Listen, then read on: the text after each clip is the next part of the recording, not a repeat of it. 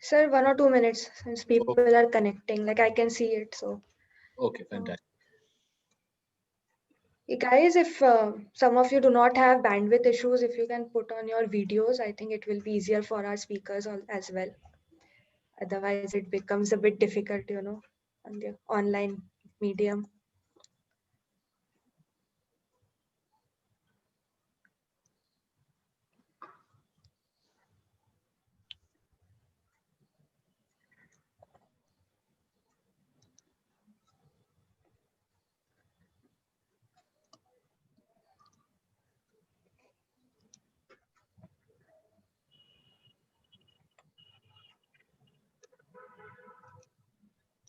Okay, I think we can start now. Sir, I'll give a quick introduction.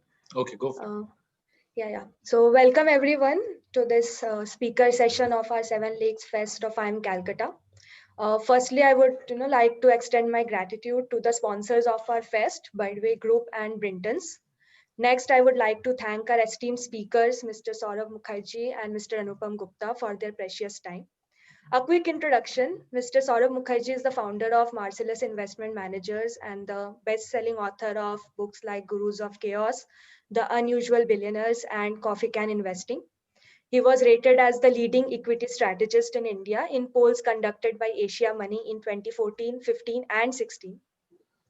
London School of Economics alumnus, Mr. Mukherjee is also a CFA charter holder. Mr. Anupam Gupta is a chartered accountant and an investment research consultant. Over the past 20 years, he has worked with some of India's leading equity brokerages and has written reports on diverse topics.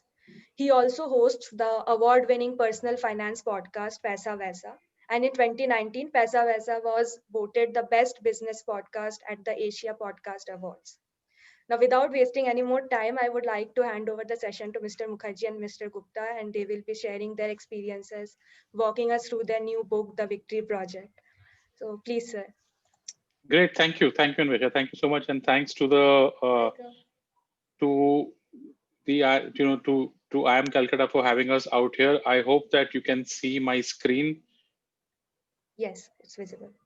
Okay, so I'm going to start the presentation now.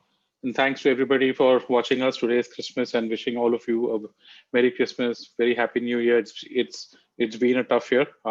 Let's see what happens next year. So today we're going to present to you the results of 2 years of research into the drivers of outsized professional success in highly competitive industries and professions. I will begin the first half of this presentation, and Saurabh will join in for the second half. So let's get started. Now, here's something that all of us know, that in the last 20 years, India's GDP has tripled. And even on a per capita basis, we are now at about 2000 US dollars from around about $600 20 years ago. So we've grown faster than any democracy has ever grown in the history of this planet. In fact, India has grown faster over the past 20 years than any large country has ever grown, with the sole exception of China. And yet, all of this prosperity hasn't produced happiness. Nearly half the marriages in our large cities are breaking down. Job security is a source of mental stress for a big part of the workforce, and mental health is an issue. No surprise then that Dr. Sharmila Banwat, a Mumbai-based psychologist who we spoke to, says that she sees many people who cannot figure out how to strike a work-life balance. They understand it conceptually but can't implement it practically. The statistics are there for all of you to see. They're quite familiar. If you're someone who's in finance, you know the state of the NPAs in the banking system. If you're someone who's invested in mutual funds over the last 5-10 years, you know the returns that these products have given. So where is the problem? We've said all of this, but where is the problem? So what we believe, our thesis is at this human mind's inability to find happiness even after so much of hard work is the way that our brains are wired. Okay. So for example, if you look at the picture on the extreme right hand side, some of you will see an old woman, some of you will see a young woman. Just how our minds are wired. So psychologists and cognitive scientists like Nick Chater, Stephen Sloman, and Philip Fernbach have said that humans, all of us, suffer from 3 illusions. First is the knowledge illusion, that we think we know very confidently, we know how complex operations work. So say, for example, while we are talking with our friends, we can explain in intricate detail how, say, a massive company like Reliance works, or how an iPhone works. And in fact, in reality, there's a very good chance that you, me, we wouldn't even know how a flush works or how a normal zipper works. So that's the first one. The second illusion is that we think that we can multitask. I don't know, some of you might even have multiple tabs open on your browser. Your phone would be buzzing with notifications, and we think that we can do a lot of things at the same time, when reality is that we can't. Even if you take a simple example like something that we see quite common, quite often, is people who are using their mobile phones while driving. Even if it is the dashboard on the car, there's enough research to show that even if you're using a hands-free Bluetooth headset, even that carries some risk. Okay, so the third is a visual illusion. You think that you can see every word on the page of a book, or say on the slide, whereas eye tracking software has proven that our eyes can only focus on 12 to 14 letters at one time. So, and as if all these three illusions weren't enough, our memories are also fallible. We think that we're actually remembering the past, when in reality, we are just believing a story and filling some bits and pieces out there. Take an example. Nick Chater had done a mind-blowing experiment where he asked a room full of people to visualize a tiger. And I tried this when I was reading about this experiment.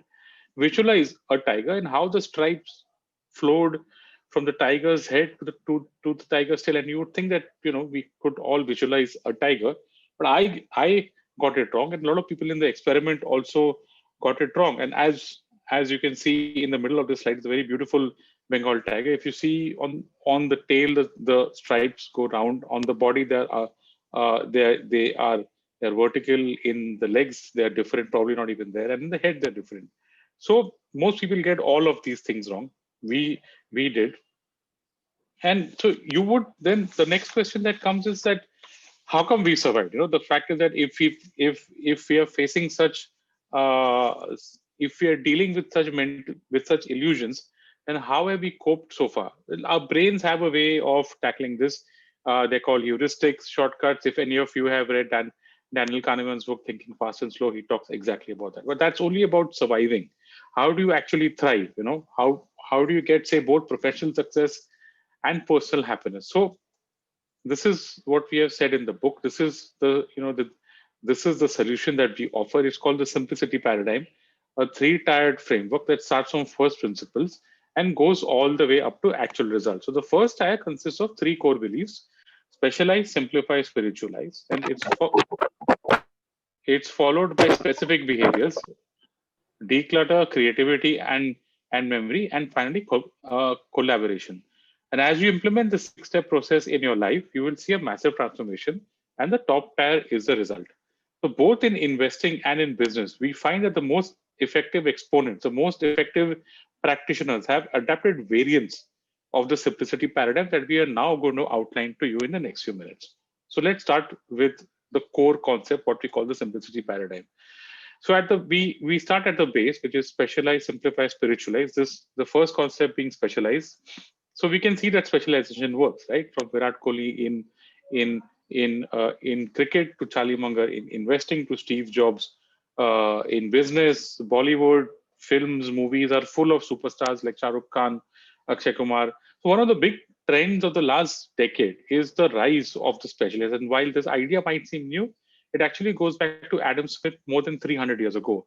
The recent trend, of course, in the last, say, 10, 20 years is because of Malcolm Gladwell's book, Outliers, which talks of 10,000 hours of practice to master your talent early in your career. As I'm sure that a lot of you would have read his book and are actually contemplating or thinking about this concept of 10,000 hours of practice. So the question that we get most often is, how do you start this process? How do you know what to specialize in? And we point people to this very elegant book called Mastery by an American author called Robert Greene, where he says that it's the process is a three-step process. You first start with something that you love, something that innately appeals to you, something that you have a passion for. Second, you find a mentor, a guru to mentor you so that you can benefit from his training. And the guru is actually someone who's mastered this specific area and can guide you, can give you shortcuts and share his knowledge. And third, the final step, once you have learned all of this, you go into what's called the creative active mode.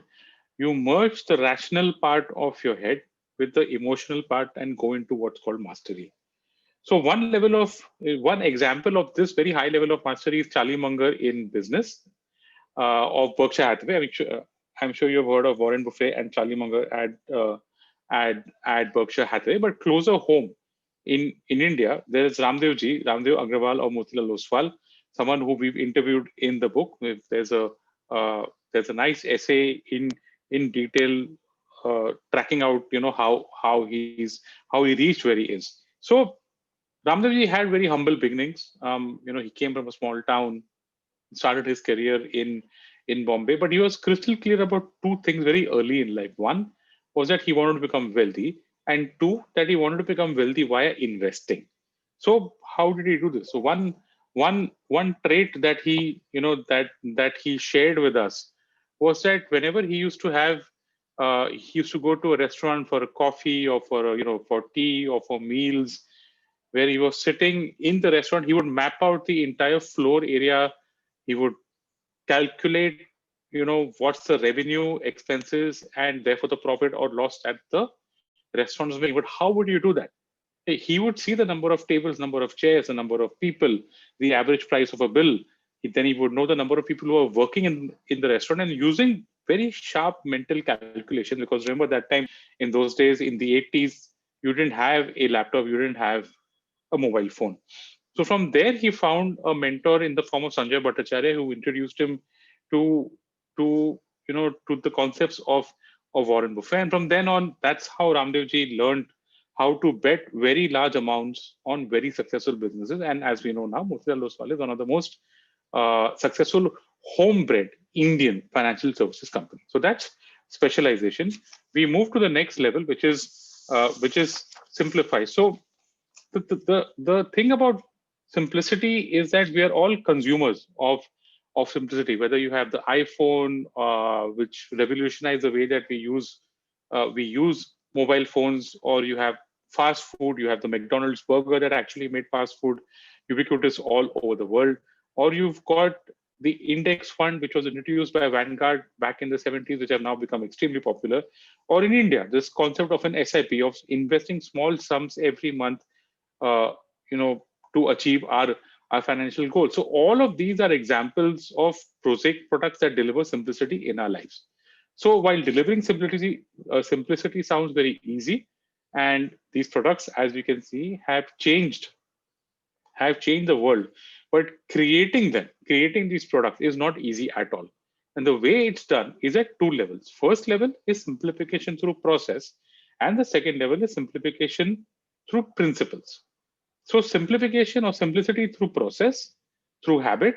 An example of that is Krishna Deva Raya, who was the dominant ruler of the Deccan some 500 years ago. And he was the mightiest ruler the Deccan has seen. If you look at his routine, it's captured by the author Manu Pillai in his book. Here's what his routine looked like. Every morning he drank a 3/4 pint of sesame oil, after which he anoints himself all over with the same oil. He would then work out with great weights. He would wear a tunic, a brocade cap, and seat himself on the diamond throne. And he's doing all of this after he's already done a fairly rigorous morning. He would exercise. He would wrestle with wrestlers. He would go horse riding before daybreak. So as you can see, a mighty ruler like him had a very established and a very disciplined routine to go through the day. And obviously, you and I might not get to be an Indian Maharaj, but extensive research has shown that creating a routine is one of the most powerful ways to living a successful life, living a fulfilling life. So that's simplification through routine, simplification through habits. What about simplification through principles, which is a slightly more advanced level of simplicity? We look at Saurabh and his colleagues at Marcellus when they manage money. Now, the BSE has thousands and thousands of companies which are listed out there. So how do you actually go after the ones that are worth even researching? So Saurabh follows an approach called the consistent compounders approach, where Saurabh and his team refuses to invest in companies that don't have revenue growth of 10% and ROE of 15% year after year, okay, not on a CAGR basis. So Marcellus only focuses on these companies that deliver these results, as central to maintaining the discipline in investing. So whether it's the iPhone or the McDonald's burger or the SIP or the index fund, once these products hit the market with runaway success, all of us, everyone says that this was very easy to make. But actually, simplification through principles is the ultimate sophistication. That's it from my side. For the rest of the presentation, I'll now hand it over to Saurabh. Thanks, Anupam. Thank you. So folks, whilst Anupam was speaking, something happened which will make sure that Anupam and I will never forget this presentation.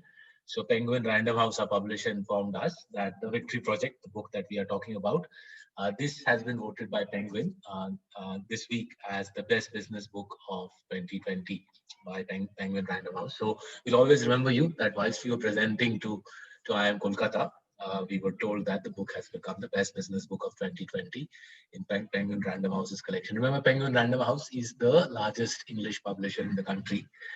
And along with HarperCollins, Penguin accounts for the vast majority of English books published in the country. So let's finish off this presentation. And then we'll call up our editor who's been given an award for putting the book together.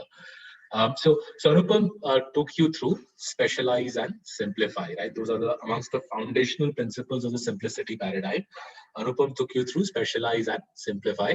I'll take you through spiritualize, and then we'll ramp it up. We'll then go to the more advanced level skills in the simplicity paradigm. So let's focus on spirituality. It's easy to be cynical, right? This is a subject that most of you, I suspect, and I was as well, cynical about spirituality until I became a professional investor. And when I became a professional investor, I realized that look, there's nothing I can do to control my greed, my fear, my irrationality. There's nothing I can do unless I can get a grip on my mind. If you think about it like this, why are many great fund managers great exponents of spirituality?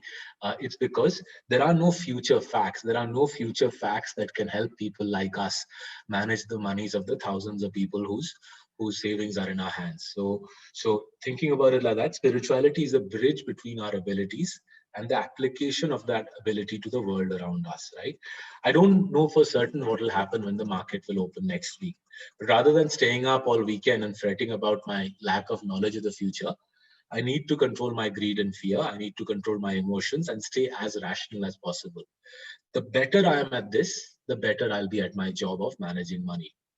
Now, the most famous investor to make this point extremely clearly is a man called Ray Dalio. In his book, The Principles, he says, this famous investor says, and I'll quote, "The most valuable habit I've acquired is using pain to trigger quality reflections.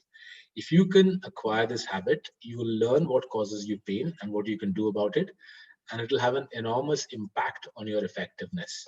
Now, like Ray Dalio, there's another fund manager in America called Jason Voss. And Jason Voss wrote a lovely book 5 years ago called The Intuitive Investor.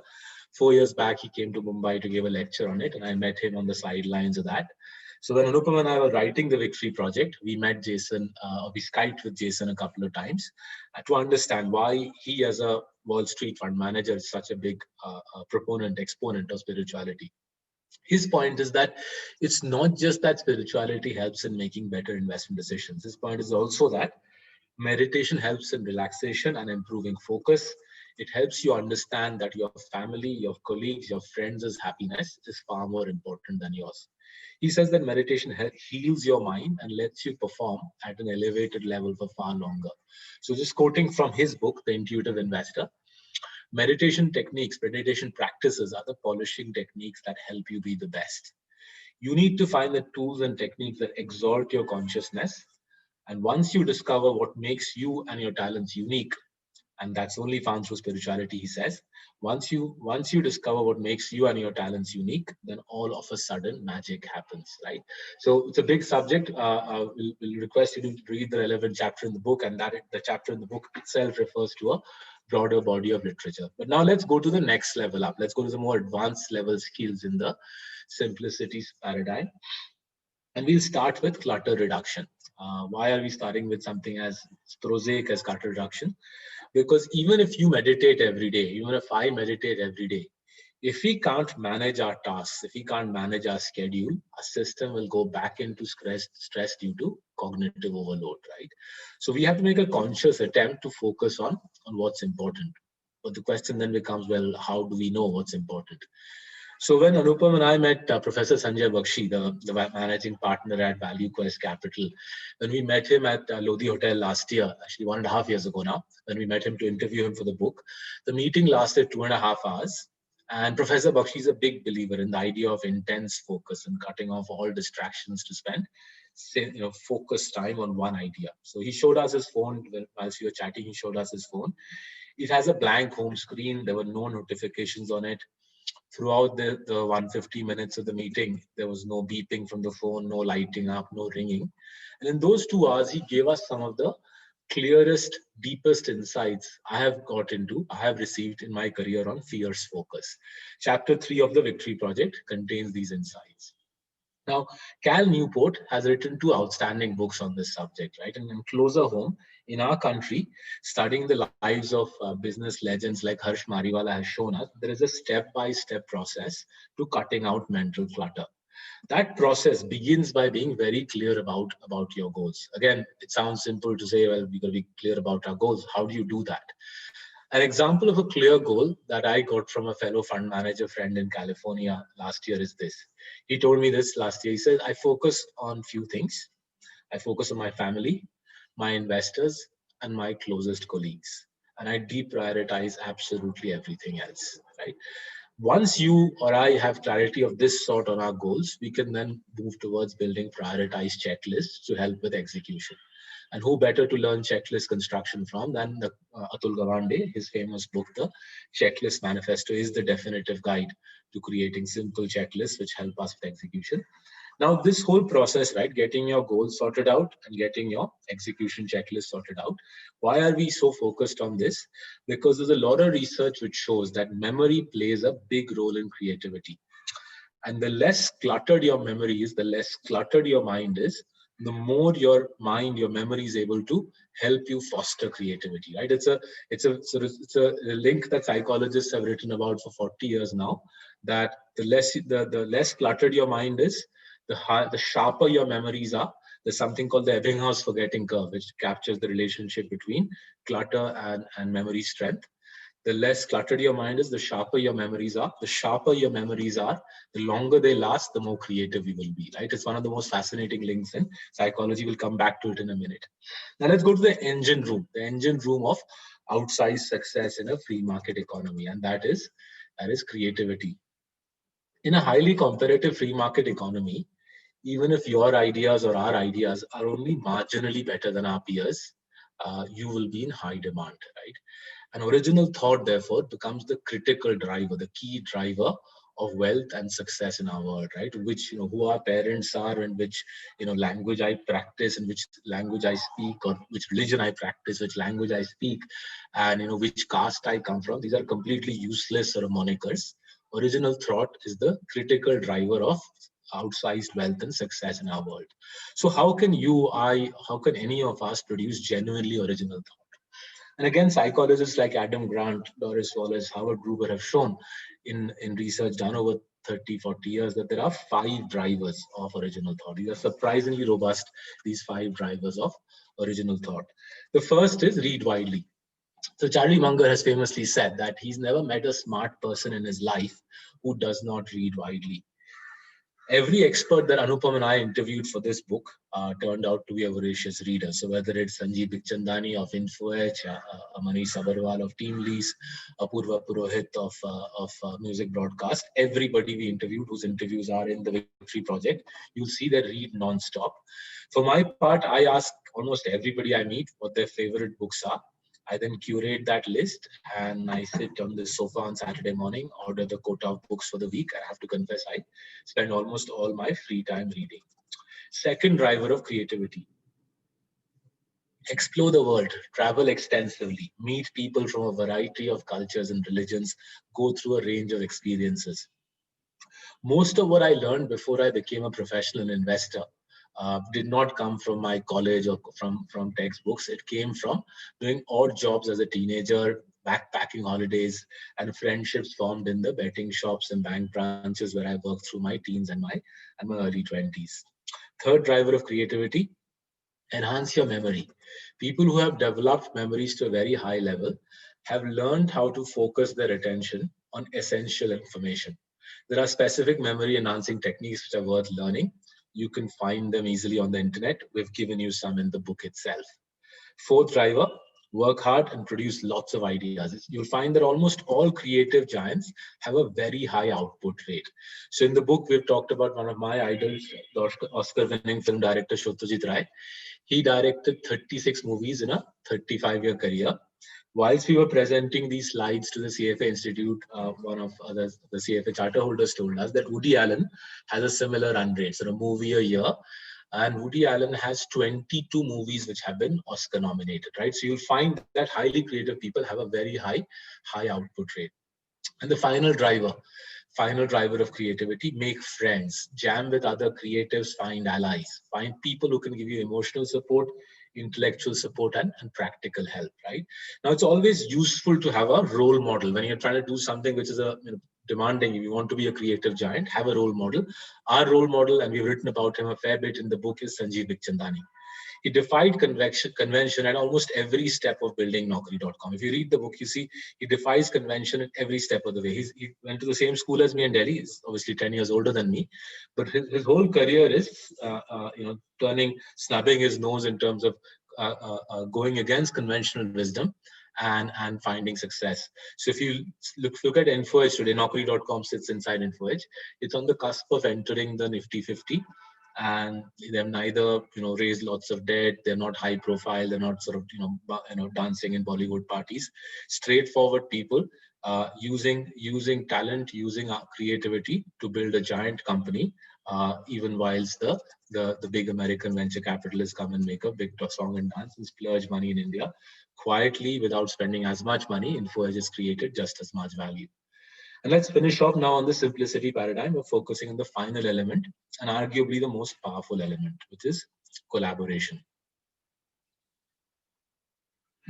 No matter how creative you are, if you want to change the world with your ideas, right? If you want to make a real impact with your ideas, you need to learn how to influence other people and win their support and their collaboration in favor of your idea.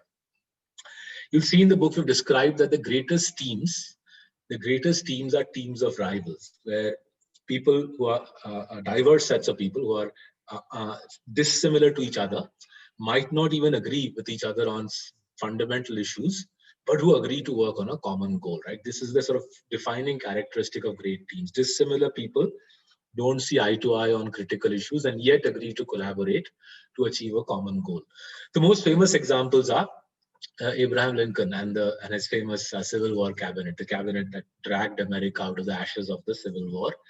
And back home in India, the first post-independence cabinet, Gandhiji put this cabinet together, and it contained people like Sardar Patel and Baba Saheb Ambedkar, fierce political rivals, united by Gandhiji in the common cause of building the constitution which governs our lives. In my line of work in investment, this is a very common thing. Different types of people coming together to build a great firm. So Warren Buffett and Charlie Munger, very dissimilar characters collaborating. Motilal Oswal ji, Ramdev Agarwal ji. Back in America, again, George Soros, Stanley Druckenmiller, right? You can see why these partnerships are so effective, because you're bringing diverse skill sets and different perspectives together onto the same table and pursuing a common goal. If you want to sort of look at collaboration on an epic scale, you look at Verghese Kurian and how he built Amul from nothing in 1947. It was basically a tin shed in 1947 to a company which is 3 times the size of Nestle India today. So if you look at Nestle India, it's a $22-23 billion market cap company. So you can imagine if Amul were listed, how big it would be, right? Easily a Nifty 50 company. In fact, the Sensex company if Amul were listed. Now, Amul is collaboration on a massive scale. The Gujarat Cooperative Milk Marketing Federation, daily procurement of milk is 2.3 crore liters. That milk comes from 19,000 village cooperatives, which in turn are fed by 36 lakh milk producers, right? And in the book, we've also given another type of example, which is collaboration without a great leader. So Amul had Verghese Kurian as a leader, but if you want to see a very striking example of mass collaboration without a leader, look at the Marwadi community in India. 8 million people, completely outsized impact on Indian GDP on our economy. And yet the Marwadis don't have a elected leader who says A and B will collaborate, right? The collaborative ethos, the collaborative ethic is entrenched deeply in the community, and we learned a lot from that as we got our heads around that. And chapter 7 of the book describes our insights on this. This is probably the most fascinating takeaway for us, this whole collaborative aspect. And moving to the investment implication, right? What did Anupam and I learn as analysts, as investors from this book? We learned that simple investment ideas, very simple investment ideas, can have remarkable impact if implemented by a motivated and committed group of individuals. This collaborative aspect of investing actually deserves a lot more focus. Historically, if you think about it, when we celebrate investors, we celebrate the individual. In reality, I think a lot more work has to be done on how teams come together to produce outstanding investment results. And looking back at my own career, creative collaboration is one of the key things I have learned over the past 5-6 years. So in the Victory Project, I've narrated my personal experiences where meeting other thinkers for dinner, for drinks, gave me the kernel of the ideas, which now define Marcellus Investment Managers. So for example, I first learned about Rob Kirby's 30-year-old paper on coffee can investing over dinner with a fund manager friend of mine. His name is Shaunjoy Bhattacharya. He's also Ramdev Agarwalji's mentor. And Shaunjoy told me about Rob Kirby's paper in 2013. I read up on it, and that's how the kernel of the ideas which drive Marcellus came together. In fact, our small cap fund as well, Little Champs, the idea came from a breakfast I had with my guru in London, John Kay, 5 years back. He referred me to a book by a German management consultant called Hermann Simon. The book is called Hidden Champions of the 21st Century. And from that came the idea for a small cap fund. If you want to see the power of simple ideas on a colossal scale, just look at what John Bogle and Vanguard have achieved, right? Created in 1946, Vanguard now manages $6 trillion US. That's 2.5 times, almost 2.2 times India's GDP. Last year, I was reading an SEC filing on Vanguard, and it said Vanguard's current staff members, and this is the third generation of Vanguard staff, they alone own $120 million of Vanguard units, right? So simple idea, massive wealth creation, and this collaborative aspect where the sparking of the ideas happens collaboratively, the execution happens collaboratively, and you end up with a set of outcomes which benefits everybody. That is probably our most striking sort of learning from this book. This is towards the end of the presentation. So for most of the past decade, right, and in fact, this is our third book with Penguin. For most of the past decade, we have tried to understand the drivers of greatness. So we began with corporate greatness. So in The Unusual Billionaires, which is the 2016 book, we profiled a very unique set of companies that delivered outstanding financial performance year after year. We translated these guardrails of superior corporate performance into simple rules for constructing a portfolio. So that book is Coffee Can Investing, where we turn outstanding corporate performance into simple rules for constructing portfolios, which can unlock significant gains for millions of people. And we now finished this trilogy with an overarching philosophy to live great lives. In spite of everything that's happened in the last 7-8 months, and I was discussing with you how frustrating it is for some of you not to be able to go to the fabulous campus that IIM Kolkata has. In spite of everything that's happened over the last 7-8 months, in spite of all the hurdles thrown at us, we believe it is possible to live fulfilling lives by following the simplicity paradigm. We hope that you too will go on to achieve great success in life using the simplicity paradigm. Thank you very much. Thank you very much on this Christmas day for giving us your time and your attention. Thanks a lot. So we'll put that summary slide on the screen, and Anvesha, I think we've got 11 minutes for Q&A. Yes. So students, you can ask the questions. I think there is already a question on the chat box. Okay, let me bring the chat box up. Or shall I ask them to unmute and ask? No, it's I mean, up to you. Yeah, we're happy to do it in whatever way you folks feel comfortable. It's fine, yeah. So Rituparna, you can go first. Or... Yeah, hi Saurav, hi Anupam. Thanks for the great session. I would like to ask, like we have a lot of biases while making decisions. So how can we overcome that and take the decisions while investing or any decision in general? Anupam, do you want to go first? No, Saurabh, I think this is probably, it's closer to the investment making decision, probably, if you can just take this one. Sure. So I think couple of things, Rituparna. It's a very, very good question. What we do in Marcellus is, as I said, first thing, non-stop reading. So I think between now and the new year, I've got 3 books that I'll focus on reading. One on the banking system, one on asset management, one on corporate strategy. Right. So all of us, there's 12 of us in the investment team. Pretty much everybody reads non-stop. If you keep reading, right, and you keep sharing books with each other, you get challenged intellectually. You get challenged if you have preconceptions. You get challenged. For example, this book that I'm reading on Fidelity's creation, Fidelity's history, it's challenged my preconception that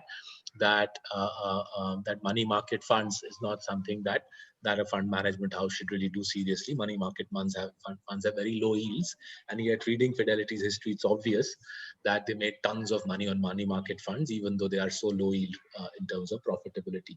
So it's widespread exposure to books, to knowledge, makes you necessarily challenge your biases. And the other thing is collaborative decision making. If you want to be a successful investor, and this is especially true if you're running large sums of money, you have to have a democratic decision making process. I can't run a system where I'll say, मेरे को पसंद आ रहा है stock तो हम ले रहे हैं, मेरे को पसंद नहीं आ रहा है तो हम बेच रहे हैं. Right? There has to be a process where there are checks and balances. Other equally talented, hardworking people should be able to say, I propose this investment, and then try to convert others in the team. And similarly, I should be able to propose an investment and make a case in front of our investment team as to why XYZ stock should be in the process. So if you build a team where it's a team of rivals, different points of view, talented, hardworking, conscientious people, outspoken people, different points of view come together in the team, and you should be able to create a process which is relatively bias free. Okay, thank you. Can you come again with the name of the book which you're reading now? Okay, so this book is basically Fidelity's history. The book is called Fidelity's World, The Secret Life and Public Power of the Mutual Fund Giant. The author is Diana Henriquez. I'm reading it because our strategy sessions for planning the company's future tend to happen early in Jan. So every Christmas I read up on how other fund management companies have grown. And this Christmas, the reading is Fidelity's history. As I said, the most striking aspect is we think of Fidelity, we think of Peter Lynch, right? And yet much of Fidelity's success seems to be due to money market funds. And I had never expected money market funds to be such a big driver of profitability and success for what I thought was an equity fund house. But clearly, that's why reading helps. It makes you challenge your preconceptions. Okay, thank you. Pleasure.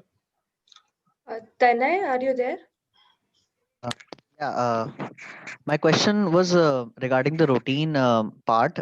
We usually set up a routine, and then some extraordinary events come up. Like life is very dynamic, so we have to change our routine due to that. So the whole purpose of routine is lost. So how can we manage that? And is the purpose lost, or can we drive around it somehow? Lovely question. Anupam, go for it. So I think, the definition of extraordinary is out of the ordinary. So if out of 365 days in a year, if you're sticking to your schedule for 360 days in a year, I think you're sorted. For most of us, if you're sticking to your schedule 200, 250 days a year, that's good. See, okay, the thing about routine is that you should not feel it's a routine. And you have to take your life to that level where that's actually life. Whether whatever routine you have, as long as you're crystal clear about what you're doing and why you're doing it and how it goes towards achieving an end. That's what we've written in the book, and we've given the schedules of the routines actually of so many people. Now, as far as life being dynamic, well, you would be, I think it was Buffet or Charlie Munger who had said that investment is supposed to be boring. So if you look at CNBC every day, you would think that life is very, the markets are extremely dynamic. Something is happening. Quarterly results have come out. Some breaking news has happened. But over a 20-year period, you're going to forget all of that. You're just simply going to forget about that. So I think sticking to the routine will ensure that you will make space for those extraordinary events whenever this happens. 2020 itself was extraordinary, right?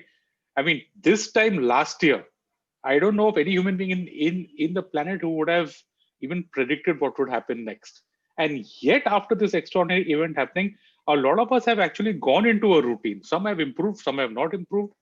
these extraordinary events will actually be the trigger for you to either start a routine or to refine your routine. Saurabh. No, so I think I agree. I think I'll cite one example. So if you look at cricket and if you look at Rahul Dravid's track record, it's quite remarkable, right? So the data is easily available on Cricinfo.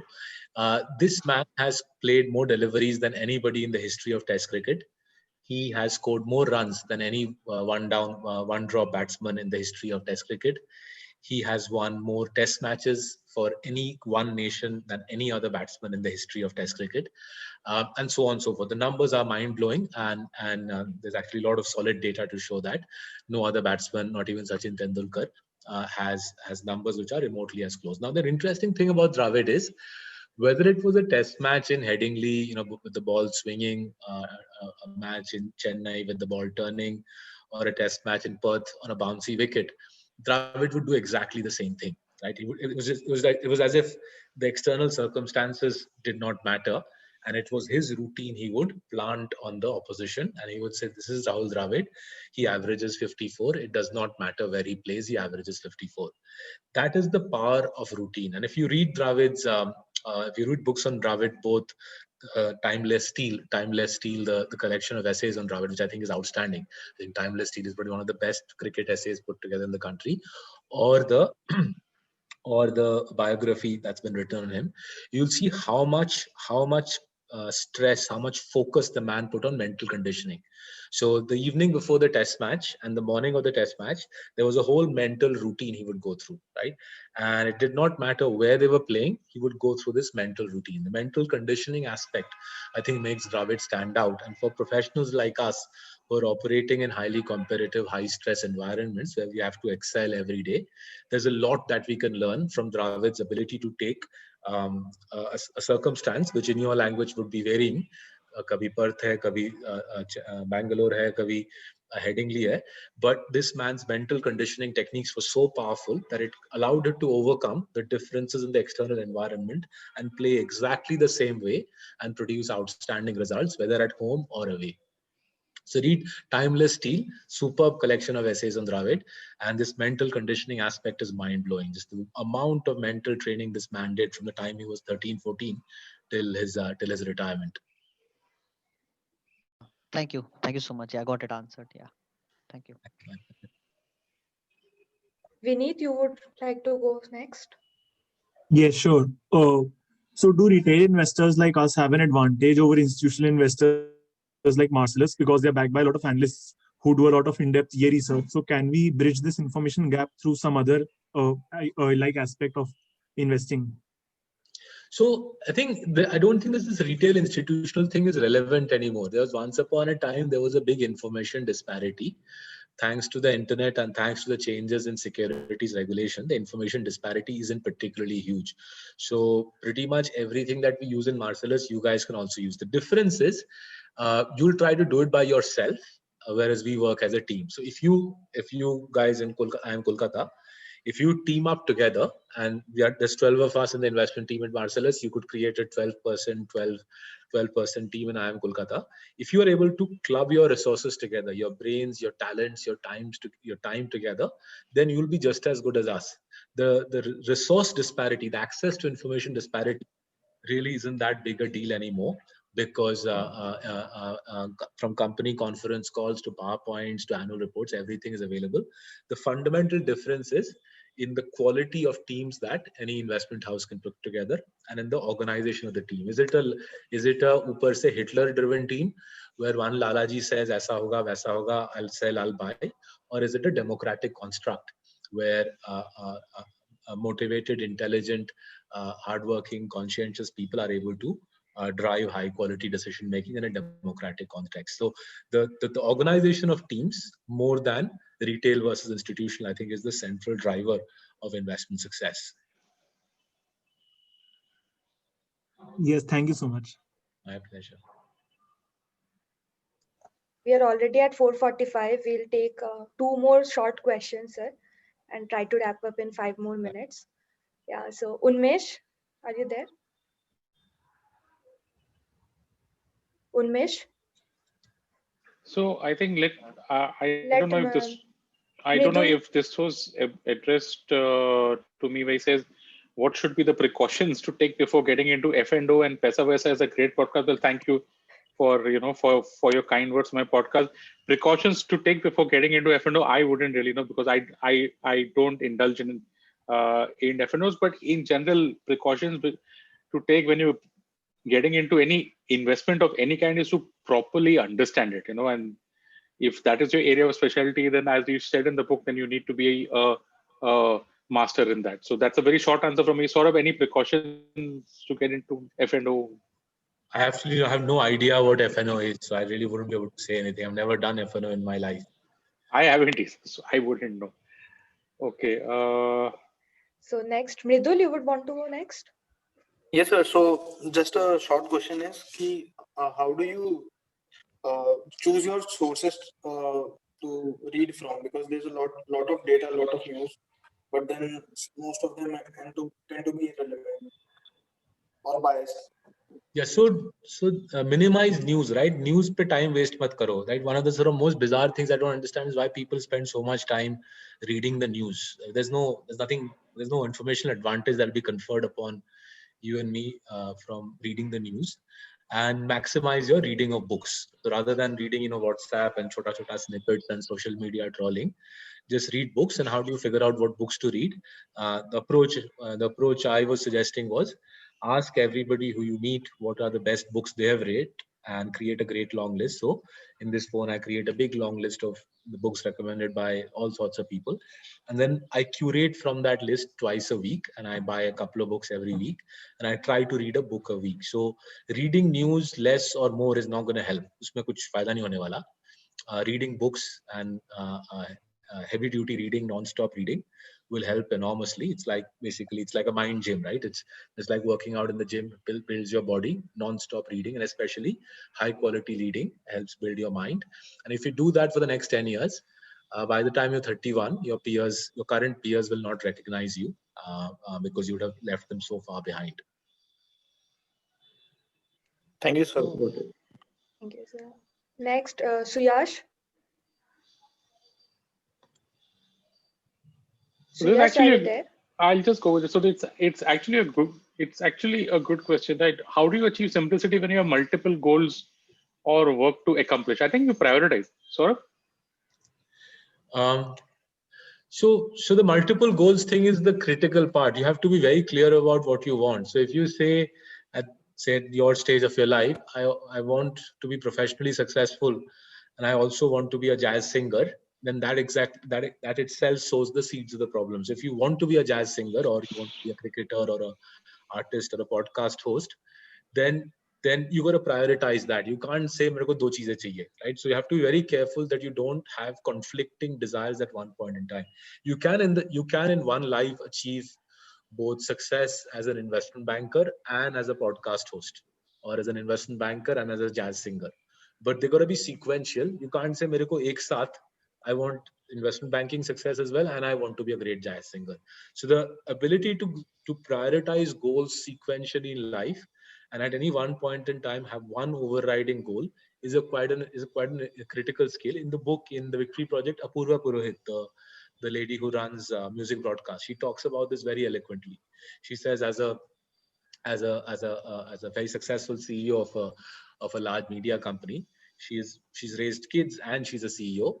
But she says you got to be clear at any point in your life, what is that one thing that is your overwhelming priority? She calls it F1. What is your F1 goal at that point in life? You shouldn't be mere ko ye bhi chahiye, wo bhi chahiye, sab kuch ek saath chahiye. Then that's the real recipe for a mess. And just for a clarification, sort of Apurva is actually now at the group level. She set up Radio City. So that's. So she's now risen beyond music broadcast. Jagran mein she's now a president. That again gets that kind of just explains what Saurabh was saying about how when she was at music broadcast or Radio City, as we know, the FM channel, the priorities are different. But look at the focus and clarity that she's had, and that's recognized within the group for her to rise now to become, to handle many more things now at the group level. I think there's a fan of my Twitter handle. He saw that I'm tweeting now as well. Yes. Well, you notice well. out there. That was just a kind of a sneaky tweet from my side to see if any of you guys were reading while you were watching this presentation. But thank you very much. Any more questions out here? There's one last question, so maybe we can take it up in 1 minute. So the question is from Hariom: how can we develop sagacious self in business and become extraordinary in business? That's to be Saurav's. So look, I mean, don't worry about being extraordinary. Worry about following the process for mastery. Whether it is in business or music or karate or jazz, the goal shouldn't be how do I become extraordinary. The goal should be first choose what you want to specialize in, figure out what line of business you want to specialize in, enter that industry, enter that field, and start building your skill sets. It's a long journey. So whether you take Malcolm Gladwell's 10,000 years, 10,000 hours, not 10,000 years, whether you take Malcolm Gladwell's 10,000 hours or Robert Greene's 20,000 hours, if you enter a line enter a field which interests you and start building your skill set with focus, with specialization, you'll get there. So don't worry about the success and extraordinary success. Worry about what is it that you really enjoy doing. You guys are talented people studying at a great business school, but think carefully about what exactly gets your juices to flow. Us pe focus karo, us pe specialize karo. Give it time and you'll become outstanding at it. Thank you so much, sir. Thank you, both of pleasure. you. And I would like to congratulate you for the book. I mean, Christmas really did bring good news. Thank you. And Thank you. we'll always remember the Seven Lakes Fest as the time when we heard that it's the business book of the year for Penguin. Thank you, Ravi. Thank Have a you great so much. 2021. Thank you, sir. Thank you. Bye-bye. Bye. And thank you to all the participants. Have a nice day. All the participants who are here to also attend the next session can leave the room and not the entire meeting link. You will be redirected to the next session for the Suresh Prabhu.